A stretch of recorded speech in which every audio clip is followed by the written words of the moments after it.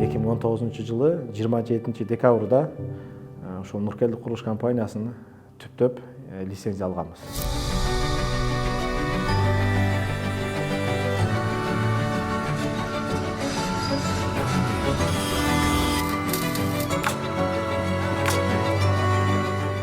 Ошентип 2019 жылы мен ойлойм толук кандуу курулушка пышып жетилип, Кудайга шүгүр, 4 жыл аралыгында 3 турак жайыбызды тапшырдык.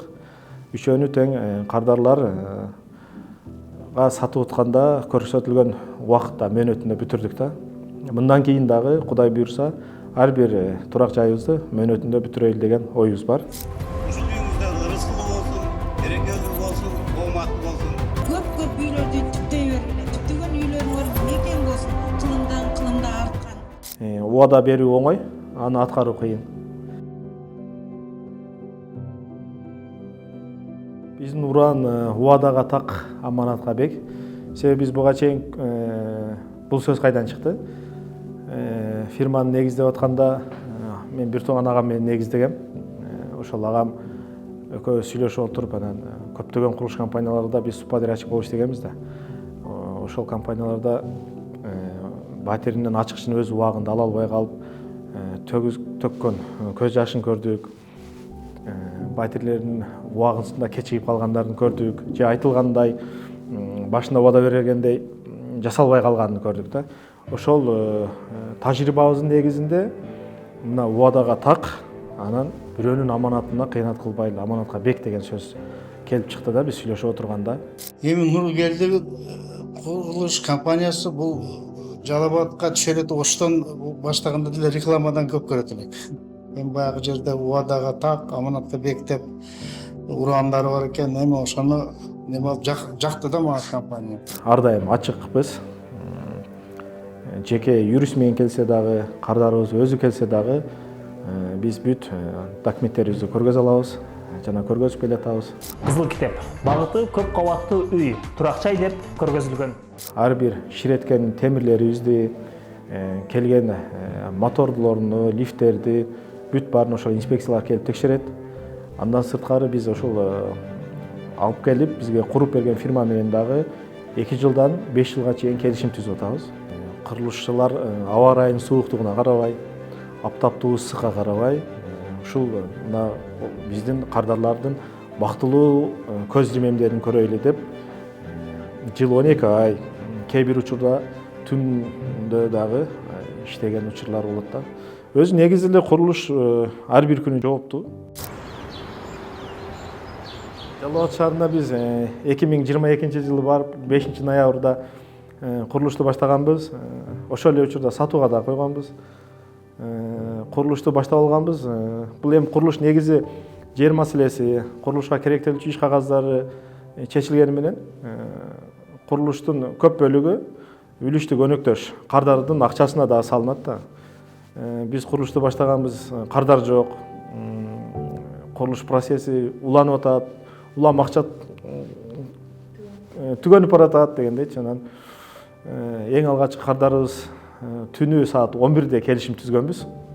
Аябай курсан болуп сүйүнүп, Жалал Абад шаарында биринчи батирибизди сатканбыз да. Бирок ошол эле учурда мен балдарды чакырып, сатуу бөлүмүндөгү прораб, мастер, усталарды чакырып, мына биз эң алгачкы батирибизди саттык. Демек биз айтылган мөөнөттө, биз мөөнөттү да аябай кыска койгонбуз да, 2 жыл. 2024 жылы ноябрь айында батирибизди тапшырабыз деп келишим түзгөнбүз да. Анан айттым мен, мына бир кардардын аманатыны толугу менен биз мойнубузга алдык. Сатууга көз каранды болбой, биз курулушту бүтүрүшүбүз керек деген. Биз дагы курулушту токтотподук.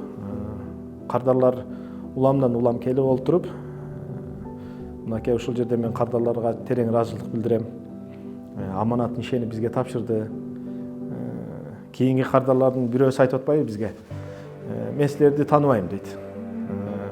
Ишмердүүлүгүңөрдү дагы көрбөдүм дейт.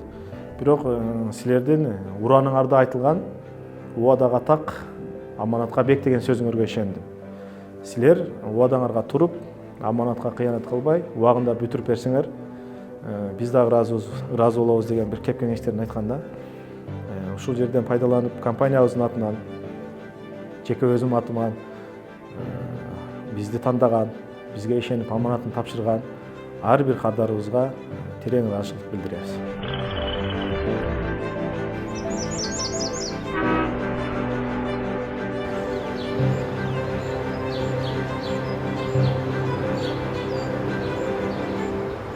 Сатууда убада бергендей бүтүргөнүбүздөгү элдин кубанычыны, көзүндөгү кубанычты көрүп, ушу бизге ыраазы болуп батасын берген учурлар биз үчүн албетте командабыз үчүн сыймыктануу менен айта алабыз ошол учурда. Сапаттуу жана мыйзамдуу болгон үчүн мен Нуркел курулуш компаниясын тандадым. Ушудан үй алгыла, мына биз үй алып ачкычын алып атабыз. Фирманы түптөгөндүн максаты мен ушул командама ишенип түптөгөм. Биздин жамаат аябай ынтымактуу, мен жамаатыбыз менен сыймыктанам. Ар бири өзүнүн жумушунда так жана курулуштан мыкты тажрыйбага ээ, мыкты билим алган, дасыккан адистер иштейт. Урматтуу мастерлер, мен силерге прораб катары кеңешим, биз куруучулар курулушта ката кетирүүгө акыбыз жок. Жылына 2 жолу жайкы жана кышкы эс алууга чет өлкөлөргө жөнөтүп турабыз. Анан мисалы бизде прораб жана мастерлер окуйбуз десе, билимин жогорулатуу максатында. Жумуштан дагы бошотобуз, андан сырткары ошол окуусу үчүн канча акча каражат керек болсо биз бөлүп беребиз. Жылына спорттук иш-чара уюштуруп турабыз. Футбол жана волейбол түрү боюнча. Буга биздин офистеги жумушчулардан баштап эң жөнөкөй курулуштагы жумушчуларыбыз да катышып, жамааты менен келип катышып, атайын сыйлыктарды койгонбуз, чоң иш-чара өткөрүп турабыз, футбол жана волейбол.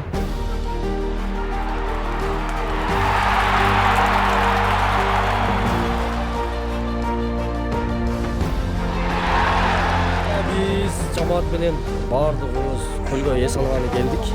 Биз азыр көлдө жүрөбүз. Коллегалар менен жалпы эс алуудабыз. Көлдө ырдап, күлүп, эс алсаң көл сонун экен. Ар дайым курулуш жанагы жаратмандык да бул. Жок нерседен пайда кылып атабыз, жогору карап шаарды өнүктүрүп атабыз.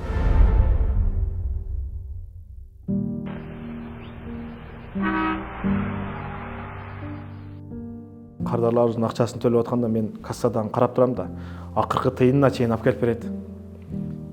Мен ошондо ушунчалык жанагы сезимим, жанагы көзгө жаш келет десем да болот да. Ушинтип кардарыбыз бизге өзү жебей, ичпей, топтоп алып келип берип атат. Канча мээнет кылып.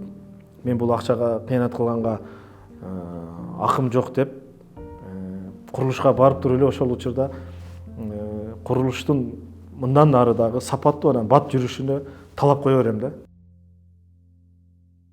Жалал Абад шаарындагы эң бийик имарат. Алимир турак жайынын А блогунун 13-кабатына акыркы бетон куюу иштерини жүргүзүп жаткан учурубуз. Нуркелди курулуш компаниясы Жалал Абад шаарына салып жаткан алгачкы имараттын 12-кабат жана 1-кабат мансарты бар имараттын монолит иштерин толугу менен бүтүрүп, курулуш компанияларынын арасында салтка айланган суу илүү аземинде турабыз. Биз ошол биздин компаниянын негизчүсү, мен бир тууган агам дагы кыргыз тилине аябай басым жасайт. Жанагы курулуш компанияларын мен билбейм, азыр бир дээрлик 90% келишимдери орус тилинде болсо керек кардар менен. Биз ошонун баарын кыргыз тилинде кылып которуп чыкканбыз. Андан сырткары жана курулуштагы кээ бир терминдерди дагы тилчилер менен кеңешип, жазуучулар менен кеңешип кыргыз тилине которууга аракет кылып атабыз да. Бул да болсо биз жанагы курулуш жаатында иштегенибиз менен кыргыз тилине бир аз болсо дагы салымыбыз болсун депчи. Мисалы жөнөкөй эле мисал подъезд деген сөздү улага деп которгонбуз. Азыр салкын турак жайыбызда кардарларыбыз көндү да ушуга. Сен канчанчы улагада жашайсың? Сиз канчанчы улагада жашайсың депчи. Кыргыз тили кылымдарды карыткан, аны эч ким өчүрө албайт тарыхтан деген улуу сөз бар. Ошон үчүн биз улуттук баалуулуктарды, улуттук идеологияны ар бирибиз кылып аткан жумушубуз менен далилдейли деп, биздики курулуш тармагы болсо дагы кыргыз тилине басым жасап атабыз. Биз келген кардарларга дагы толугу менен кыргыз тилинде, адабий тилде маани маңыздуу кылып кайрылганга аракет кылабыз. Бул дагы ошол биздин тилге болгон сый-урматыбыз катары. Дем күч берген нерсе бул биз курган турак жайда кардарлардын бактылуу өмүр кечирип атканы да. Канча болду жашап атканыңызга? 1 жылдан ашты. Демек былтыр кышты ушул жерде өткөздүңүз. Кышта кантыңыздар, кыйналбадыңыздарбы? Кышта жок, жылуу болду, отопление бар бизде. Өзүнүкү. Өзүнүкү. Мисалы үчүн кээ учурда өчүп калып, суук болуп. Жок, андай болгон жок. Жылуу эле болду, Жылуу э? болду. Мындай эми кандай десем, азыр биз сизден сурап атканыбыз үчүн, биякта камера тартып атканыбыз үчүн ушул сөздөр айтылбайбы? Жок. Негизинде жакшы эле. Негизи жакшы, газ бар, отопление бар, жылуу. Сон. Анан биз кардарлар жакшы сөздөрүн жазганда, жылуу пикирлерин айтканда бизге дем күч болот. Балам менен келиним өзү Россияда, калган ремонтты бүтүрүп Кудай кааласа кирбейли жазга чейин деп убадасына бекем. Жумасына 2 жолу чоң чыгарылыштагы видео материал даярдайбыз. Объекттен барып 1 мүнөттүк кадр даярдап, бизде кандай жумуштар болуп атканы жөнүндө ошол WhatsApp группага таштайбыз да. Себеби биздин кардарлар Баткенден бар, Жалал Абадтан бар, Өзгөндөн бар. Анан көп кардарларыбыз чет өлкөдө болгондуктан алардын ошол жана жумушта кандайдыр бир кыжалатчылык болбосун деген максат. Акча төлөп атасыз сиз. Мен төлөгөн акча кайсыл жака жумшалып атат деген суроо жаралбаш үчүн биз жумасына 2 жолу чоң чыгарылыш менен ошол видео отчет берип турабыз да. Апрель айында курулуш боюнча Биз азыр 11-чи кабаттабыз. Кышкынуу жумуштары дал ушул кабатка көтөрүлүп калды. Салимурдет турак жайыбызда сантехника орнотуу жумуштары уланып. Базайт кышында жылуу, жайында салкын болот. Темир конструкция иштери орнотулуп, курулуш дал ушул 4-чү кабатта жүрүүдө. Фасадтын монтаждоо иштери башталат. Арматура токуу иштери кызуу жүрүүдө.